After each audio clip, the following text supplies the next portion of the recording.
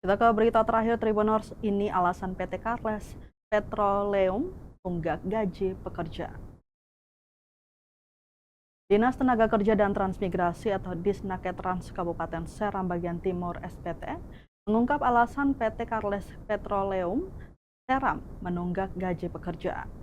Disnaketrans SPT Mohtar Rumadan usai mediasi antara pekerja dan perusahaan Selasa 13 Januari 2026. Meski demikian, menurutnya alasan tersebut tidak dapat dibenarkan secara hukum ketenaga kerjaan. Kewajiban pembayaran upah sepenuhnya menjadi tanggung jawab perusahaan terlepas dari persoalan tagihan dengan pihak lain. Ia menjelaskan perusahaan telah menandatangani kontrak kerja secara sah dengan para pekerja.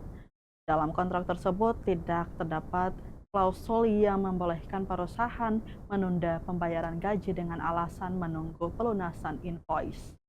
Dirinya menambahkan perusahaan juga tidak dapat berdalih tidak mampu membayar karena hingga kini tidak ada putusan pilot, tidak ada audit investigatif, serta tidak ada bukti kerugian keuangan yang dapat dijadikan dasar hukum. Disnaketrans SBT pun menawarkan sejumlah alternatif jika perusahaan mengaku tidak memiliki dana, mulai dari audit keuangan hingga penjualan atau pengagunan aset perusahaan untuk menjamin hak pekerja. Ini Zara sampai deh. Zara. Ini ya video video. Wait, kita dulu.